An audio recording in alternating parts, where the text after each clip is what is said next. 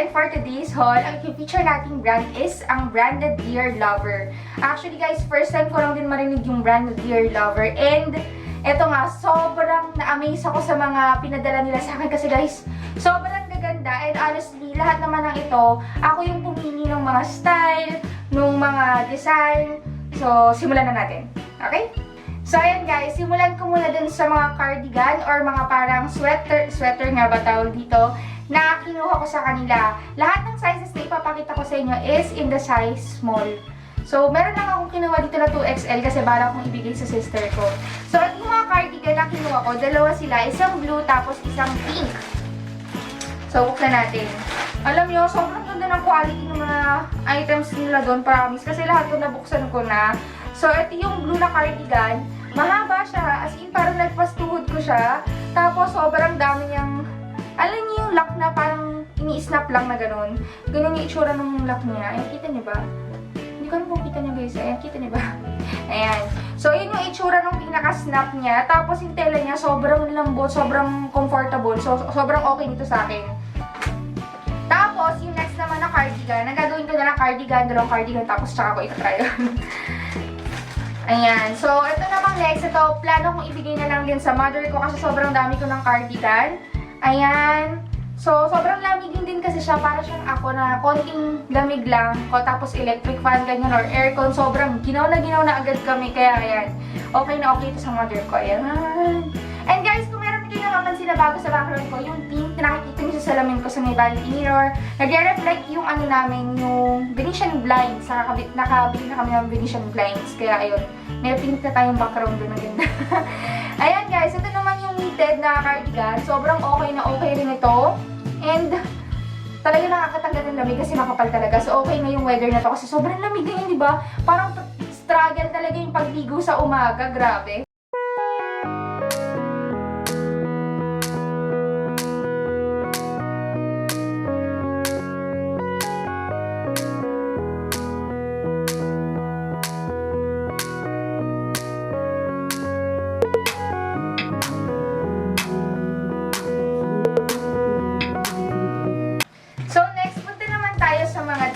And guys, alam nyo, sobrang ganda ng dress nila. Ang problema ko lang sa dress nila, medyo yung small na size nila, medyo malaki pa sa akin ng konti. So, kung meron sana silang extra small dapat pala yung kinuha ko. Kaso, ang smallest talaga nila is small lang.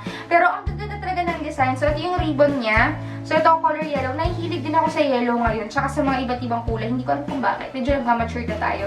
So, hindi na lang pink ang alam kong kulay. So, ayan guys, sobrang ganda nito. Parang lang din siyang button down na dress. Ayan. Tapos, yung likod niya may tali. So, hindi niyo masyadong appreciate sa camera yung design niya. Ayan. Ang ganda ng pagka-yellow nito. Sobrang nakakaputi.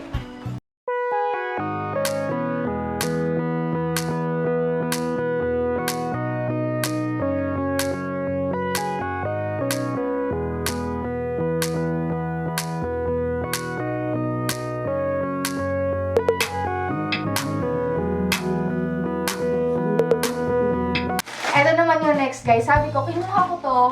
Sabi ko kasi pag may mga events, pwede ko siyang gamitin. And promise, sobrang ganda niya. Hindi lang dahil sa kulay ha. Maganda talaga yung design niya. Maganda yung style. Maganda yung color. Kaya sobrang okay nito guys. Tingnan nyo ha. Pang event talaga to. Glitter siya na pink. Ang ganda. Hindi ako sa camera yung register. Ang ganda niya. So glitter siya na pink. Tapos may slit siya dito. Pag nakita niyo naka-try-on, promise, sobrang ganda nito. Tapos, yung likod niya, talagang fitted siya, tapos zipper lang siya. So, hindi siya mahirap ipasok. Tapos, ang style niya is off-shoulder na ganyan. Promise. Sobrang nakaka-sexy niya. Sobrang ganda nito pag event. Kaya, ayan, guys.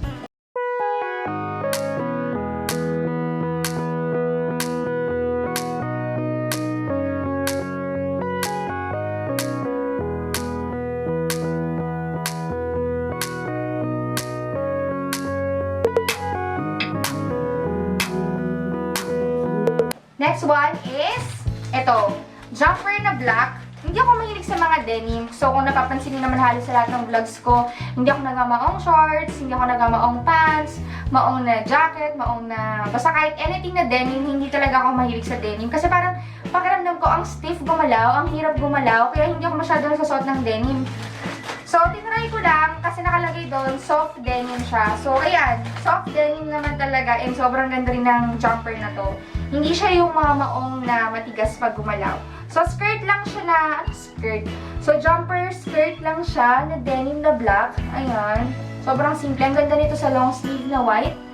Ayan. Sobrang plain lang yung mga normal na denim na jumper. Ayan.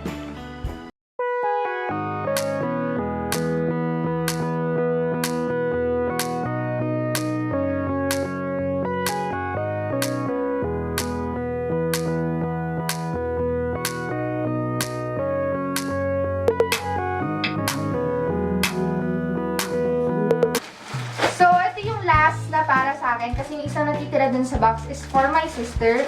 So, ito yung dalawa, color white sila parehas. And ako talaga yung into pink and white na color. Kasi nga, para sa akin, girl na girl yung dating niya. And lalo na pag white, sobrang nakakabango. Kahit sa lalaki, di ba, sobrang ganda pag naka-white yung mga lalaki. So, ito guys, pwede rin siyang pang event. Sobrang ganda nito. Tingnan nyo ha. Ayan. Jowa, tingnan mo. Andi si Jowa sa harapan. Hindi niya masyado makita kasi puting-puti yung ano natin. So, white lang siya na bustier dress. Meron na siyang ano dito, yung dibdib. May foam na rin. Ang kati ng ilong ko, pasensya na. Ayan. Tapos, straight lang siya na gano'n. Sobrang simple lang niya. Pero ang lakas ng dating nito. Ang problema ko lang dito, medyo maluwag siya sa akin ng konti. So, kailangan ko ipa-alter. Yung dito sa may body. So, medyo ayaw kumapit kasi wala naman siya pati sa bitan. Kaya kailangan talaga siyang ipa-alter. Pero ang ganda nito. Ayan. Tapos, yung legs na white na kinuha ko is sobrang parang vintage style na damit lang siya. Ito, pakita ko sa inyo. Hindi ko alam, pero sobrang hilig ko talaga sa button down na dress. Alam nyo, ayoko lang dito. Sobrang ganda ng tela nito. Sobrang ganda ng style. Siguro, ang hindi ko lang nagustuhan is yung button. Kasi parang, hindi ko alam hindi ako fan ng gantong button. Sobrang laki kasi nung, walang problema sa akin yung malaki na button. Ang problema ko lang is black na black. Parang hindi siya masyado nag-complement dun sa white niya. Or siguro dapat kasi ganda kung plain na white na lang din yung button niya. Ayan o, sobrang haba nito. Kay Jowa gusto niya yung button. Ako hindi ko gusto yung button, si Jowa gusto niya yung button. Ayan, ang ganda nito. Ayan, tapos yung sleeve niya, parang medyo puffy yung sleeve niya. Ayan. Ganda.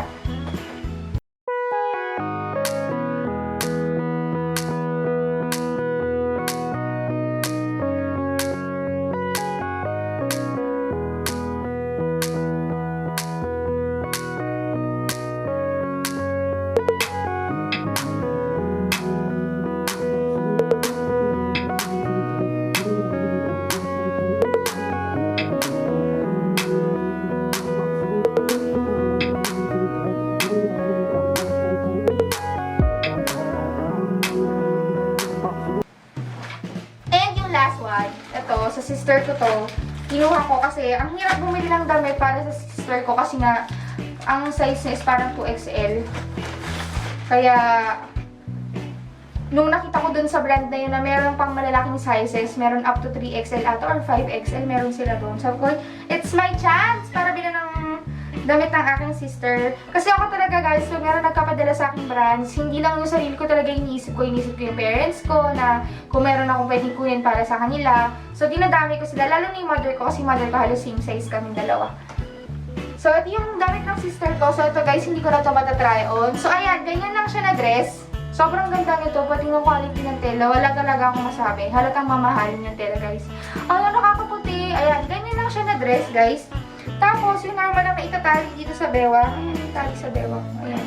Ganun lang yung style niya. Sobrang nagustuhan ito ng sister ko at sobrang sakto sa kanya yung sukat na 2XL. Ayan.